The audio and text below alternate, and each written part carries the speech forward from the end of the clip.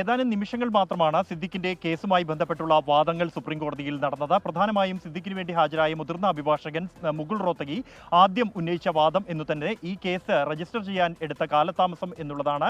8 വർഷത്തെ മുമ്പ് നടന്നു എന്ന് ആരോപിക്കപ്പെടുന്ന സംഭവത്തിലാണ് 2024 കേസ് രജിസ്റ്റർ ചെയ്ത് തുടർ നടപടികൾ സ്വീകരിച്ചത്. ഫേസ്ബുക്കിലൂടെ യാണ് ഇത്തരത്തിൽ ഈ സംഭവങ്ങൾ ഉണ്ടായത് എന്നുള്ളതാണ് ആരോപിക്കപ്പെടുന്നത് എന്നുള്ള കാര്യം കോടതിക്ക് മുന്നിൽ ചൂണ്ടിക്കാണിച്ചു. തന്റെ കക്ഷി എന്നുള്ളത് ഒരു സിനിമാ താരമാണ് എന്ന കാര്യവും കോടതിയെ അറിയിച്ചു. തുടർന്നാണ് എന്തുകൊണ്ട് ഈ കാലതാമസം എന്ന ചോദ്യം സുപ്രീം കോടതിയുടെ ഭാഗത്തു നിന്നും ഉയർന്നത്. ഈ ഒരു ഘട്ടത്തിലാണ് ഈ ഹേമ കമ്മിറ്റി റിപ്പോർട്ടും ഇതിനെ തുടർന്നുണ്ടായ മറ്റ് സംഭവങ്ങളും രജിസ്റ്റർ ചെയ്ത കേസുകളുടെയും വിശദാംശങ്ങൾ 29 കേസുകൾ ഈ ഹേമ കമ്മിറ്റി റിപ്പോർട്ടിന് പിന്നാലെ ഇത്തരത്തിലുള്ള ആരോപണങ്ങൾ ഉയരുകയും പരാതികൾ ഉയരുകയും ഇതുമായി ബന്ധപ്പെട്ട രജിസ്റ്റർ ചെയ്യുകയും ചെയ്തിട്ടുണ്ട് എന്ന് സുപ്രീം കോടതിയെ സംസ്ഥാനത്തിന് വേണ്ടി ഹാജരായ മുതിർന്ന അഭിഭാഷക ഐശ്വര്യ ഭാട്ടിയ അറിയിച്ചു.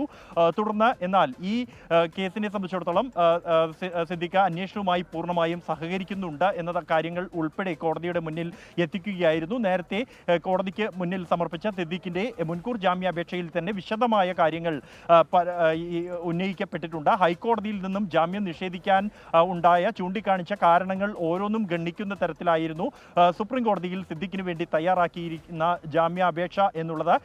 ഈ കാര്യങ്ങൾ എല്ലാം പരിഗണിച്ചുകൊണ്ട് തന്നെയാണ് നിലവിൽ ഇപ്പോൾ സിദ്ദിഖിന് മുൻകൂർ ജാമ്യം അനുവദിച്ചുകൊണ്ടുള്ള ഒരു തീരുമാനം സുപ്രീം കോടതിയുടെ ഭാഗത്തു നിന്നും ഉണ്ടായത്. ട്രയൽ കോടതി നടപടികളും അന്വേഷണവും പുരോഗമിക്കട്ടെ എന്നാണ് സുപ്രീം കോടതി ഈ കാര്യത്തിൽ വ്യക്തമാക്കിയിരിക്കുന്നത്. സിദ്ദിഖിനെ സംബന്ധിച്ചിടത്തോളം വലിയ ആശ്വാസം തന്നെയാണ്. അദ്ദേഹത്തിന് പ്രത്യേകിച്ച് രാജ്യത്തെ തന്നെ പ്രമുഖ അഭിഭാഷകരിൽ ഒരാളായ മുകുൾ റോത്തഗിയെ ഈ കേസ് ഏൽപ്പിച്ചതിലൂടെ അദ്ദേഹത്തിന് അനുകൂലമായ ഒരു തീരുമാനം ഉണ്ടായിരിക്കുന്നു എന്നുള്ളത് ഏറെ ശ്രദ്ധേയമാണ്. ഈ കേസ് വാദം കേൾക്കുന്നതിനായി സിദ്ദിഖിന്റെ മകൻ ഷഹീൻ സിദ്ദിഖ് ഹൈക്കോടതിയിൽ അദ്ദേഹത്തിന്റെ കേസ് കൈകാര്യം ചെയ്ത അഭിഭാഷക സംഘം, ഒപ്പം തന്നെ മുകുൾ റോത്തഗിയുടെ ഓഫീസിലെ അഭിഭാഷക സംഘം എന്നിവർ ഉണ്ടായിരുന്നു. 2 തവണ ഈ കേസുമായി ബന്ധപ്പെട്ടുള്ള കൂടിയാലോചനകൾ ഇന്നലെ വൈകിട്ടും ഇന്നുമായി ഡൽഹിയിൽ നടന്നിരുന്നു. പിന്നീടാണ് രാവിലെ 10:30 കോടതിയിലേക്ക് ഷഹീൻ സിദ്ദിഖ് എത്തിയത്. അതേസമയം സംസ്ഥാന സർക്കാരിന് വേണ്ടി മുതിർന്ന അഭിഭാഷകയെ തന്നെ ഹാജരാക്കിയിരുന്നു ഈ കേസിൽ തടസ്സ ഹർജി ഉന്നയിച്ചുകൊണ്ട്. കൂടാതെ SIT-യിലെ അംഗമായ മെറിൻ ജോസഫ്. ശ്രീ ബൽറാം, പുതുതായി പുറത്തുവരുന്ന വിവരം 2 ആഴ്ചയ്ക്ക് ശേഷം കേസ് വീണ്ടും പരിഗണിക്കും. ഈ കാലയളവിൽ അറസ്റ്റ് നടപടികൾ കോടതി തടഞ്ഞു. അതായത് 2 ആഴ്ചത്തേക്ക് അറസ്റ്റ് നടപടികൾ കോടതി തടഞ്ഞു. ബൽറാം,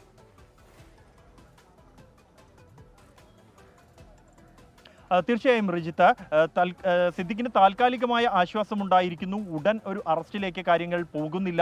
അതേസമയം 2 ആഴ്ചയ്ക്ക് ശേഷം വീണ്ടും ഈ കേസ് പരിഗണിക്കുന്നുണ്ട്. അതുവരെ എന്തായാലും അറസ്റ്റ് ഉണ്ടാകില്ല. അതുകൊണ്ട് തന്നെ സിദ്ദിഖിന് തുടർന്ന് നിലവിലിപ്പോൾ വലിയ ആശ്വാസം ലഭിച്ചിരിക്കുന്നു. ഉടൻ ഒരു അറസ്റ്റിലേക്ക് കാര്യങ്ങൾ പോകുന്നില്ല എന്നുള്ളത് തന്നെയാണ്.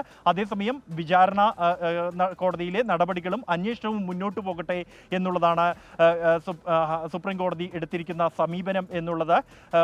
ഈ കേസിൽ ബെഞ്ച് മുൻപ് സ്വീകരിച്ച പല കേസുകളിലും അല്ലെങ്കിൽ സ്ഥിരമായി സ്വീകരിച്ചു വരുന്ന ശൈലിയിൽ നിന്നും വ്യത്യസ്തമായ ഒരു തീരുമാനമാണ് സിദ്ദിഖിന്റെ കേസിൽ ഉണ്ടായിരിക്കുന്നത് എന്നുള്ളതും ഏറെ ശ്രദ്ധേയമാണ്. റിജിത്ത്, ശരി. ബൽറാം നെടുങ്ങാടി വിവരങ്ങൾ നൽകുകയായിരുന്നു. ബലാത്സംഗ കേസിൽ സിദ്ദിഖിന്റെ അറസ്റ്റ് തടഞ്ഞിരിക്കുന്നു. സുപ്രീം കോടതി മുൻകൂർ ജാമ്യം അനുവദിച്ചിരിക്കുന്നു. അന്വേഷണത്തോട് സഹകരിക്കണമെന്നും വിചാരണ കോടതിയുടെ വ്യവസ്ഥകൾ പാലിക്കണമെന്നും സുപ്രീം കോടതി നിർദ്ദേശിക്കുന്നുണ്ട്. 2 ആഴ്ചയ്ക്ക് ശേഷം കേസ് വീണ്ടും പരിഗണിക്കും എന്നാണ് കോടതി അറിയിച്ചിരിക്കുന്നത്. ഈ കാലയളവിൽ അറസ്റ്റ് നടപടികൾ കോടതി തടഞ്ഞിരിക്കുകയാണ്. അതായത് 2 ആഴ്ചത്തേക്ക് അറസ്റ്റ് തടയുന്നുണ്ട്.